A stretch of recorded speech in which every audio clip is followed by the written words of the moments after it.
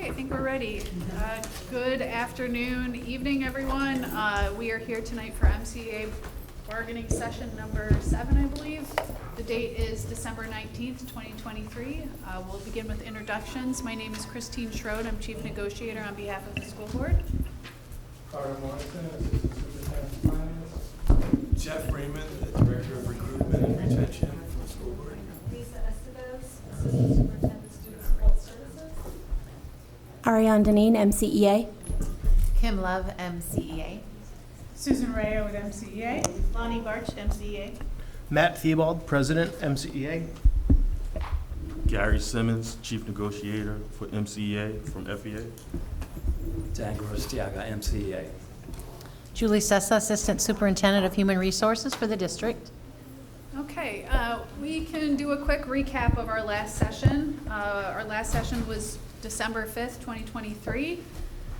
To begin the session, MCEA presented a PowerPoint that included their analysis of other district salaries compared to Martin County salaries, as well as their interpretation of district finances.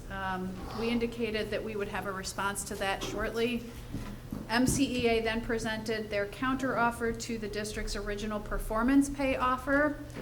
MCEA requested an additional $2.8 million above the district's original pledge for $1,050,000 towards performance pay. Their proposal was as follows: for annual contract highly effective employees, they would receive $3,000. For annual contract effective employees, they would receive $2,250. For grandfathered, it would be $2,250 for highly effective and $2,000 for effective. MCEA also responded to some of the district's language proposals. The only thing I believe the parties agreed on was changing professional development in Article 2 to professional learning, and then we were able to agree on the grievance form in Appendix A. The district also countered MCEA's performance pay proposal as follows: for annual contract highly effective, $1,000. $750 for effective, and then for grandfathered, $750 highly effective, and then $700 for effective. On tonight's agenda, we have a presentation. It's a brief presentation in response to MCEA's presentation, and then we are awaiting a response from MCEA on the district's counter proposal regarding the performance pay. And then anything else that MCEA may have to present this evening.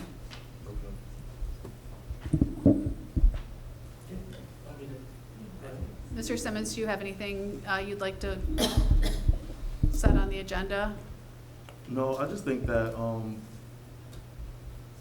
we're interested in the presentation that the district plans to place, but with respect to the counter proposal for pay for performance, like our proposal wasn't even on the table for 3 minutes, and it was swiftly replaced by your counter proposal. So if it wasn't clear before, we're rejecting that counter proposal to come back with a counter proposal that just increases the original offer by $200 based upon what was presented last week. We're still feeling the same way, which is not value in this school district. So we want the record to reflect that we rejected, we're rejecting that counter proposal just as fast as it was presented. We don't feel that our proposal was even given the consideration that it deserved. Did the school board even have a discussion around our original proposal, because it was replaced before you guys even had an executive session to discuss what we presented? So none of the things that we said, or none of the points that we made, we felt even went back to the school board to have a legitimate conversation about the concerns of the people that we're representing in this bargaining session. So the board has considered your proposal from December 5th, and I think tonight we want to focus on our response to the presentation. We understand that you are rejecting our counter offer for Yes. performance pay, and after Mr. Morrison presents his presentation here, we can caucus and discuss Okay. all of that.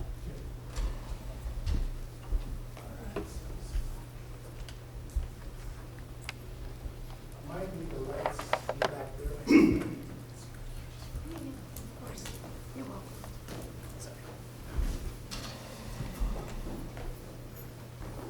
And I'd just like to clarify, maybe it's my own memory, but once the proposal was put on the table, I believe the words that I used was that we were presenting what we were authorized by the board to present. Right, right. That's what I had said. Yes, So- that's exactly what you said. Okay, I just want to make sure. There we go.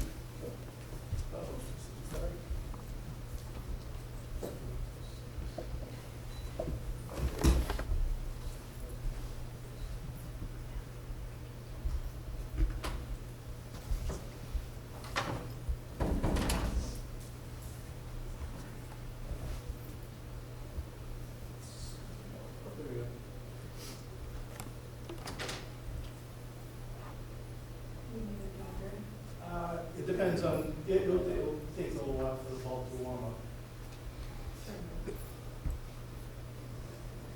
So also at the last meeting, I believe we also said that we may or may not be ready for today with a full-throated response, because obviously it took you guys 30 days or so, I believe, to put all your stuff together, so obviously we didn't have that much time. So there are some areas that we did not respond to, but there are some critical areas that we wanted to talk about, Okay. okay? Mm-hmm. So the average teacher salary trend, that stuff is under review. In looking at some of the data, couple things you might want to recall. That about 1.5 years ago, when we came to this venue, and we talked about the same average teacher salary, that you may recall that teachers in Indian River for about maybe 3 or 4 years, I can't quite remember, were working 8 hours a day. And when you took over as chief negotiator, you negotiated back to 7.5 hours per day, correct? Correct. So there are some numbers that we have to adjust to reflect, because every teacher in the state of Florida pretty much works 7.5 hours per day, okay? Also, settlement dates of contracts are important, because you might remember that one year we settled late. So because we settled late, we didn't report that data for that year, so it does impact the average for that year. So we requested the data to kind of look at some of the shifts. You may also remember that I said last time we met, that if you don't have the students, you don't have the money, and it's simple as that. So I want to review with you a little bit about where we are in terms of our student count and our budget reductions. I want to look at the required local effort millage, which generates our money, impact of scholarships, budget analysis using the ES 139 versus final budget analysis that the union claims, hey, we looked at your budget and you've got $2.8 million that we believe can be used for raises. So we want to have a little conversation around that, okay? And then, of course, we kind of gave you a response a while ago to the performance pay. And then we'll talk a little bit about your request for the non-recurring bonus. So we good? Yep. All right. So the first thing, can everybody see this, by the way? No? What do I need to do to make it brighter? It's just a little unfocused. Yes, It is? not that it needs to be bigger. Okay.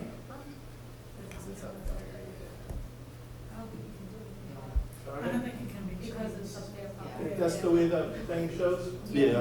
It's popular there. Mark, you got the ladder? All right, so what you're looking at, right, is we count our students, right? Twice a year. We count them in February and we count them in October, right? Let me try something. Hang on a minute. Bear with me for a minute. I think Sure I got thing. better file. I did a couple versions of this thing. Let's try that.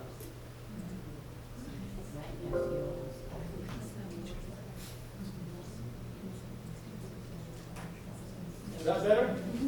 No? No.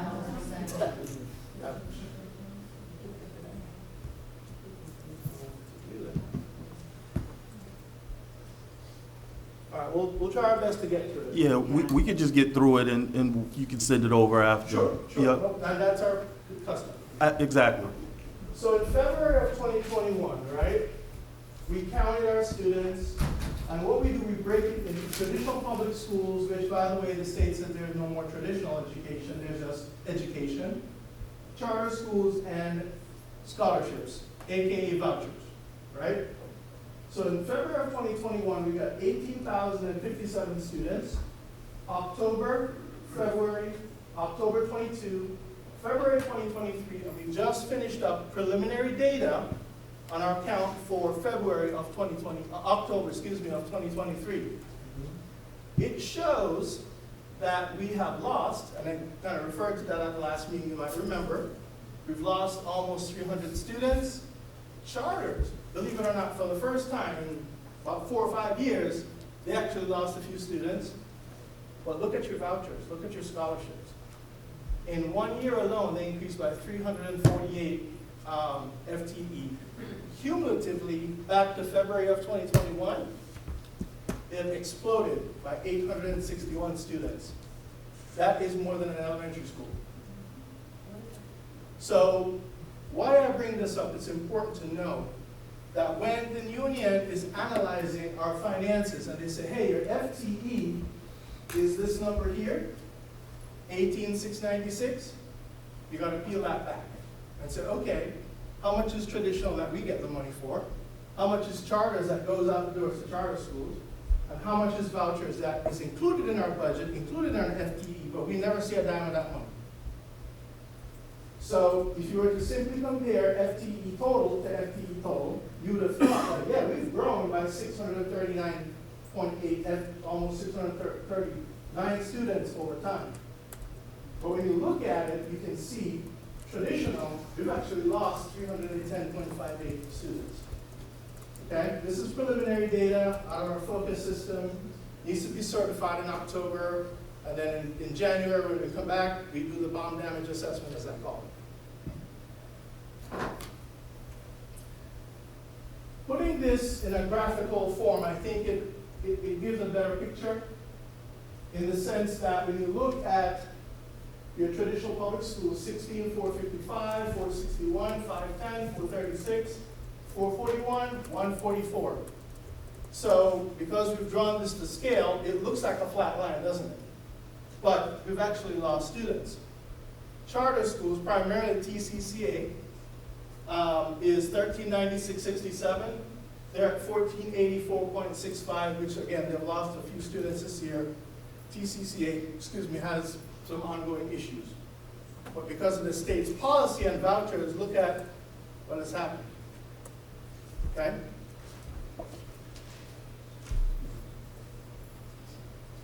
So, in a chart form, elementary, middle, high, special center. Okay? So you have elementary schools, flat as a pancake. From February of 2023 to October, only 5 students, no growth. That could be a combination of things, such as the birth rate.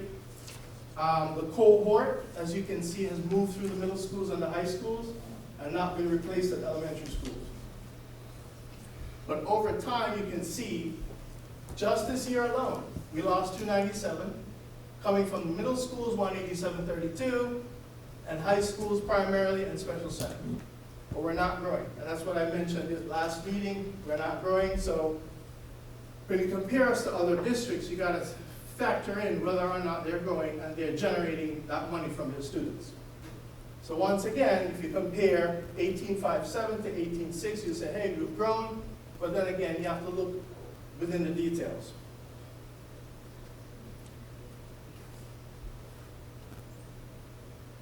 Graphically speaking, again, when you look at scholarships, again, state policy, anybody can get a voucher, there's no income limitation, there's nothing, it's wide open. You can see dollar value, this was used to be the old McKay Gardner Scholarship, it was then eliminated. And then the vouchers took off. In our budget, it represents over $9 million, okay?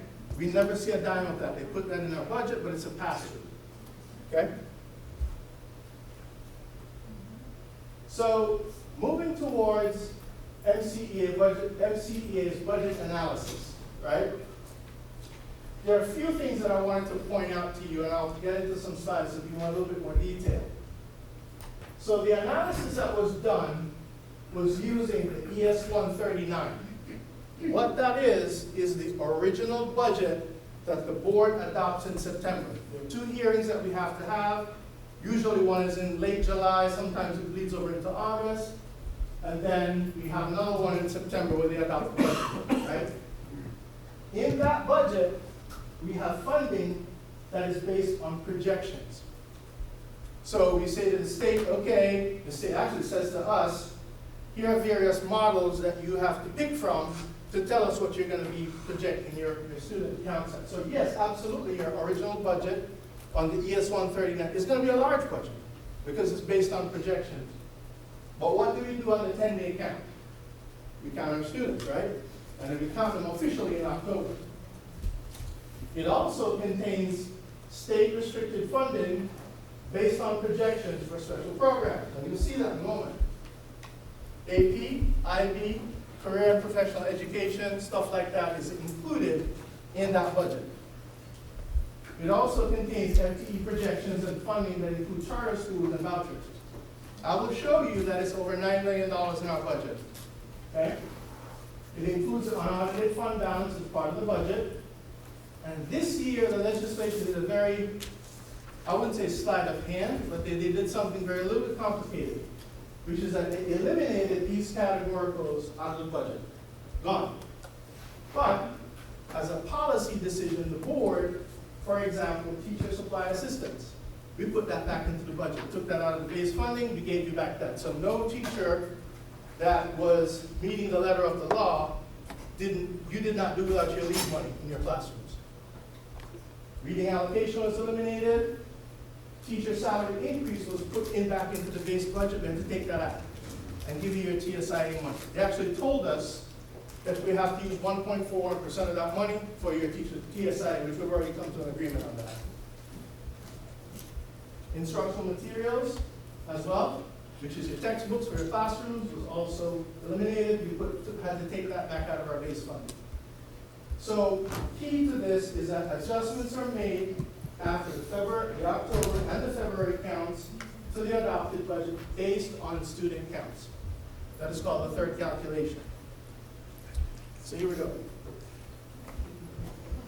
So one would think that because property values are going up, right, that the school district is getting more money from the legislature because property values are going up, right? However, we are one of the few entities in the state that we don't control the millage rates that we set in order to generate that funding. So, Mr. Economist there, if the value of property is going up, as you can see, the 35 billion of the B, but the millage rate is coming down, which is the factor that you apply against that value, do you necessarily raise more money? Okay. So there's numbers all over here, but I'm going to boil this down for you. So the state, when we finished up the year last year, that was our count. But don't forget, that's including vouchers, charters, the whole shoot match. The projection by the state was 192. So they were telling us, well, you're going to grow by 519.55 students. We never did that. Not only did we not grow, I just showed you that we lost 297 kids. So we're going to have to cut our budget for that. The local taxes, now this is interesting. This is called the required local effort, which is coming from the millage. So last year, it was 96 million. They increased it by the millage to 108 for an increase of 12.7 million. That's local property taxes. Also included was what we call a discretionary tax, which is 22,247, and they raised it to 25,513. Again, an increase of 3.2 million. So you're thinking, hey, great. I've got a local revenue of 118 last year, and I'm going to 134, which is a $15.9 million increase. That's wonderful. However, what did they do to their state funding? They cut state funding. So now, we're down to 12.1 million. Still sounds like a lot of money, right? We should have plenty to go around. Raises for everybody. Here's what I'm going to show you now. Having a $12.1 million increase is actually a $2.5 million decrease.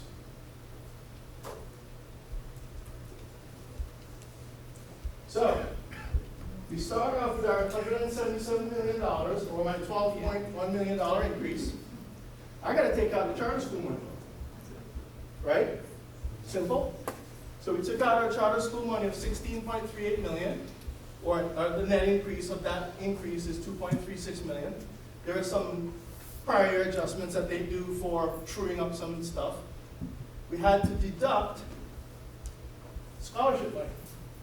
That's in our FTE, that's in our budget, $9.9 million. Now the state, this year only, gave us what they call a one-time discretionary supplement, which is to offset the impact of vouchers.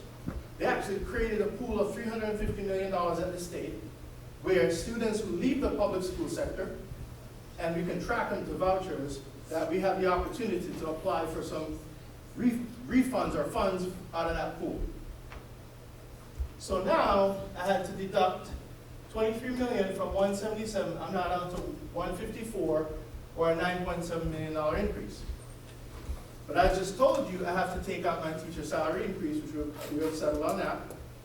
I have to take out instructional materials, restore reading allocation, and teacher salary, teacher supply, classroom assistant.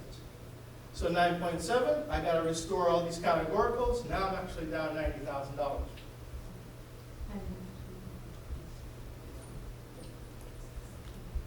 And finally, don't forget that I have to set aside money. If those students don't show up, I have to send the money back to the state.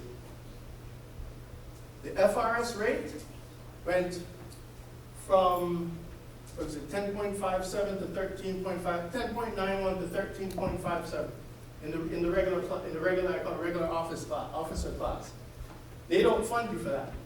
That's not included in the state's budget. Then we had estimated increases for utilities. FP&L wrote us a letter, said, hey, half a year, we're going up by 6%. Then, of course, we had some other stuff, audit, and then so we had to cut this year almost $2.5 million. So what I'm telling you all of this is, when you hear them say historic funding and all this other stuff going on, even the FEA talks about this. I read what Andrew Spark says. I do.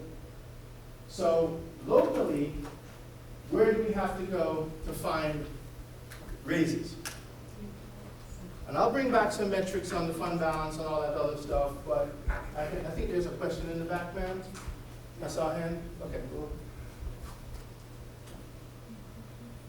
So the next thing I did was, and again, these are, you can hardly see it, but you see the bars. So we started doing the same thing that the union did the last time, which was to compare what the adopted budget was, the amended budget, which was not included, because then you have to make budget changes whether or not the students show up, and your final expenditures.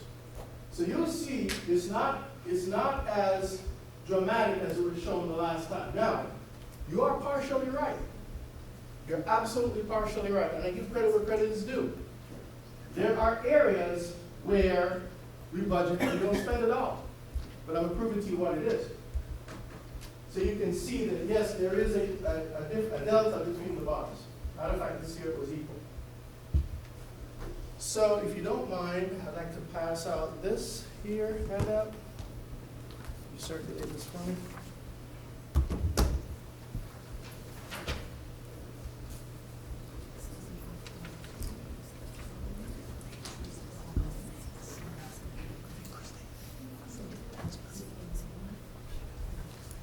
So, and while that's coming around, let me kind of lay the groundwork for you. So, the school district receives funding from the state, right? And the funding from the state is primarily controlled by the statute in section 1000, right? And within that category, they tell you what you're going to use this money for. They'll give you money for transportation, can only be used for transportation. They'll give you money for reading allocation, can only be used for reading. Catch my drift? So what you have in your hand, well, let me back up, I'm sorry. What you have in your hand, I will connect this to what you have in your hand for you. So this is Florida statute 101169. And it says, school boards shall allocate to schools within the district an average of 90% of the funds generated and guarantee that they'll get at least 80%. And I will tell you that the reports we have show that we allocate 100%. There are only one school that gives us a little trouble every year, and we're working on that. But I also want you to look at total funding for each school shall be recalculated during the year and reflect the revised calculation under the FESP program by the state and actual weighted FTE students reported by the school during the full-time survey periods designed by the Commission of Education. So that's what I'm talking about. The budget changes, so we cannot compare the original budget, which you have projections in, to final expenditures. But I want you to take special notice of this language in subsection 3. Subsection 3 says, funds allocated to a school pursuant to this section that are unused at the end of the fiscal year shall not revert to the district, but will remain with the school. These carried forward funds may be used for any purpose provided by law, here we go again, at the discretion of the principal of the school. So what you have in your hand is last time we met, the union, picked a certain object code and function 5,000, object code 5,500 in our budget. And I know this is all fuzzy, and I don't know if I had big enough handouts to pass out, so I'll probably just read some of them. So at the very page 2, on the bottom where it says total, that was the $7 million that was on your previous slide when you sent me that. And that was the area where you said, hey, you got $7 million, you've never spent more than 5, you got $2.8 million that we can use for raises. Well, when you look at the breakdown, and I apologize, I didn't realize it was going to be that small, but for those who are in the audience that can't read this, I broke it down between department, reserves, and schools. So when you look at it, we have restricted dollars, such as your SAC money, like for your schools. I can't give you a raise with SAC money, that belongs to the school. FESP instructional materials, again, those are your textbooks. Donations, those are pretty much restricted from outside donor, not much money there anyway. IRSC dual enrollment, we have to pay for that under law. Academic games that we provide supports to the school. District supported science fair, not much money there. Music in our schools, which was introduced by, I have to give her props, Dr. Anderson, many, many years ago. History fair, we support that. Odyssey of the Mind is a new program this year in our budget. And the shaded area that you see there on page 1 and also page 2 is the career and professional education numbers that are out. Now, this is in the departments. Some of it is waiting to be allocated out to the schools. That is dollars that are generated by your, like the automotive, automotive program. I know there's a program at Jensen Beach High School, hospitality and tourism, those kinds of programs, health services, digital art, etc.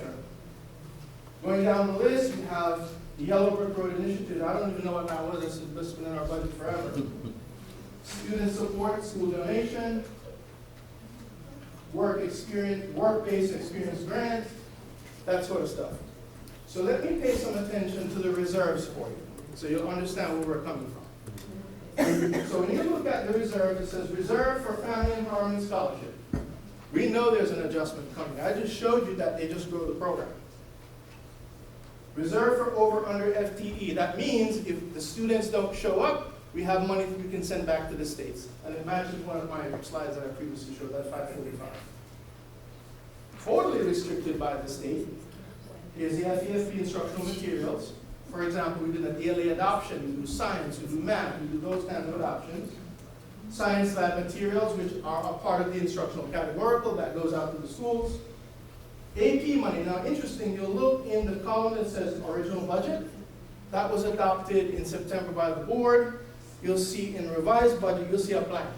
What that means is that has now been allocated out to the schools because we have to wait on the DOE to give us the numbers, how many students passed the test.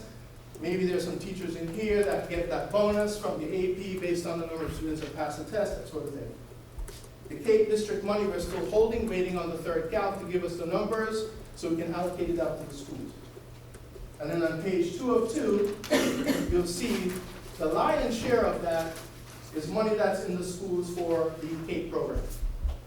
So you'll see health, digital design, architect, et cetera, et cetera. So think about 101169 that I just showed you. 101169 says this money belongs to the schools. Gotta roll it every year. I can't tell a school how to spend their money. They're restricted by law. When you get down to where it says unrestricted, of course, that's their discretionary money in the schools. So that's for their supplies, teacher supplies, and money for them to run the schools. So I wanted to talk a little bit about this because when we look at our budget, we have to look at it holistically. We can't just cherry pick one area and say, hey, I did an analysis and this is where, and it's okay. That's the cut, what we call cut and thrust of negotiations. I think on our side, we have an obligation to educate you. So you understand and you can speak to it intelligently. So this portion is just to show that yes, we do have $7 million, no doubt about it. However, it's restricted. These are dollars that are restricted by the state for these particular programs. So unfortunately, I could not give you that $2.8 million from that area. So, Madam Chief Negotiator, do you want me to just get into the one-time non-bargaining request response? Sure, I think that would work. Do you have any questions anymore? Or? Just for the, no, There's just for a lady in just for the team, I would say. Oh. I don't think we're gonna probably take questions from the. We'll address those in the Sure, okay. We'll take your questions, Chris. Sure. Okay, so with the response to MCEA's one-time non-recurring bonus request, yes, we did look, and I actually have a copy of it here. This is the, excuse me, St. Lucie County School District regarding their one-time non-recurring bonus. It was approved at their board meeting on November 14th.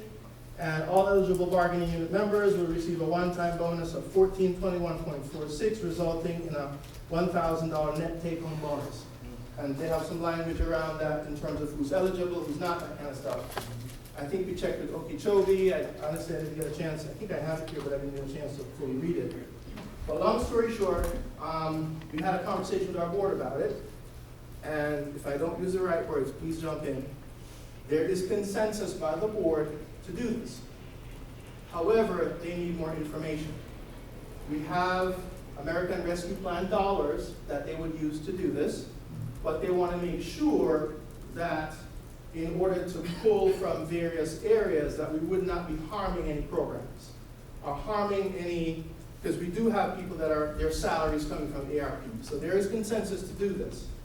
I believe that a couple things are also in play, which we've been down this road before, where the DOE would have to approve a budget amendment to move the money around and put it into that specific line in order to pay the bonuses. So there's an inclination at this point, right, to do this, but they wanted more information. So I believe there's a workshop. They've January requested a 6th. workshop to kind of see everything, to make sure that they have a comfort level in moving it forward. Now, we will respond with a number at some point, but I don't want you to walk away thinking, oh yeah, they're going to do the number that we requested. It depends upon where you are in the expenditures of your ARP money. You may have people that have a lot of money left and can give you a higher amount. You may have people that have pretty much expended most of it, so it depends upon what the available is.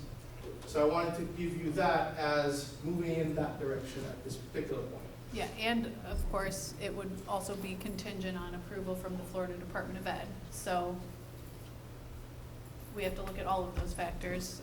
But we just wanted to let you know that it has been considered and we are working on it. Yeah, well, from labor's perspective, the consideration is the first step. The blanketed rejection is what upsets our bargaining unit. So the fact that they're considering it is a step in the right direction from our perspective. If there's anything from labor's point of view that we can assist in, any documents, I don't know, you say you may have the Okeechobee. Yeah, I think I have it. If you don't, then I definitely have it on my hard drive in my Yeah, here it computer. is. I have it. Okay, I do. so, I have it. yeah, so, Is that I printed it the, is out, that the yeah. MOU? This is, yeah, instructional retention stipend. Yep, OCEA. Yep. Yep, we have it. okay, I have that one and I have the CTC one. okay.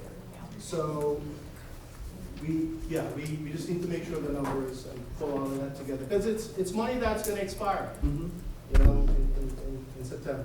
Right, and we just wanted to give the district a pathway that other districts were able to utilize to realize that request.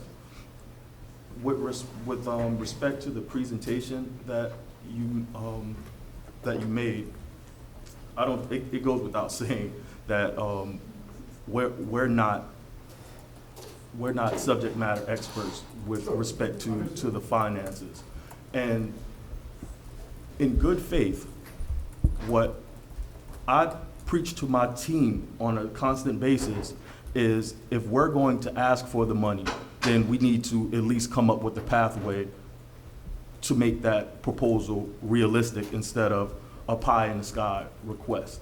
So when we were doing the analysis of the budget, we looked at some line items and that the instructional, the materials line item was one of the first that we analyzed over pages of financial documents with respect to the district's budget. We appreciate the response, and I think that this is healthy. The back and forth in explaining our perspectives, we all have a job to do, and I highly respect you for the presentation that you put together and the information that you care to explain to us. And to be fair, Mhm. you wouldn't have had this detail. Okay. In all honesty, this is something that we internally would have all that down in the minutia type stuff. Right, so. So we understand where you're coming from, and we understand, you're representing your membership. Right, and it's not our position to come here and attempt to embarrass or shame or point fingers at the district. I think that that's incredibly counterproductive. What we want to do is come here with ideas of what we've seen happen.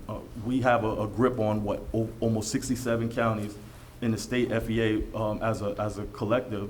We have a database of all of these MOUs and languages, even those that don't get accepted. We still keep those languages. So I think that it's healthy to provide a pathway to have these conversations and come to a conclusion on how we can do right, because the objective is clear on both sides. We're trying to improve the conditions of our bargaining unit members, and then as a result of that, improve the conditions of our students as well. So we appreciate that. We'd definitely like to take a look at that and utilize this break to continue to analyze and find where we can figure out a way to give a fair and equitable deal to all of our bargaining unit members. So the last bullet, you've already rejected the proposal, correct? So Yeah, well, so then we'll just caucus then? yeah, because after the caucus, in the last bargaining session, our members that were in attendance wasn't too thrilled with that, and we look at that as our little executive session to get a gauge of what ratification would look like.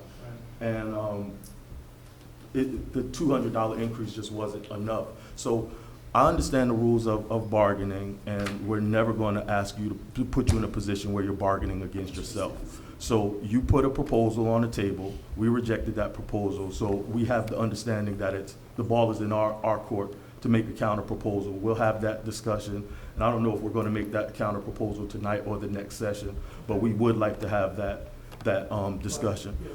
But I just wanted to put on the record that there's no expectation for the district to bargain against themselves, understanding that you put a proposal on the table the last time.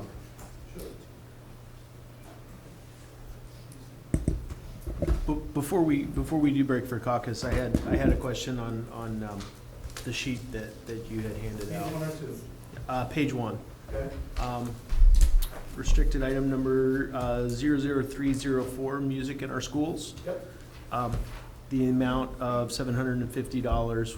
What is that money used for? So, many years ago, and this is before you might remember, Dr. Barbara Anderson was the executive director of instructional services, and she had an initiative for the music in our schools. We allocate that program, those funds to the schools to help them promote the musical programs in their schools. We have capital money that we use for tubas, xylophones, all that kind of stuff. I would suspect, and I have to check, I have to verify, that this would be more like supplies for like sheet music, that type of stuff. So that would be my best answer without off the top. Understood. Thank you for that. The other one, right above it, district-supported science fair. What about that one? So this goes back again. This goes back to when Dr. White was here. She, I believe, coordinated that at the district level for the support of the science fair. Again, you're talking to the numbers guy.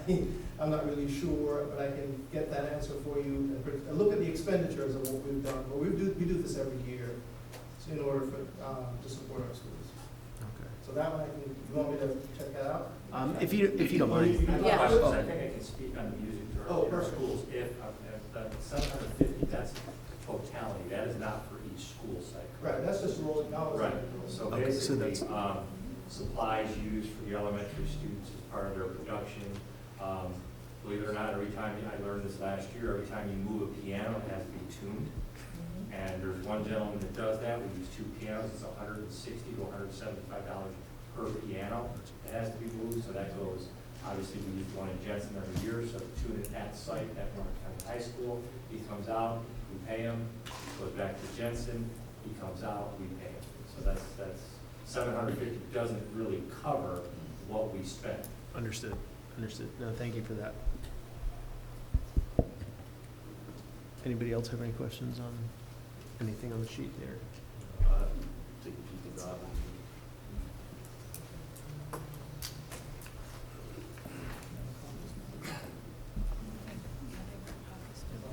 Yeah, I think that. Okay, I'm gonna try to email you this from the back room. Okay.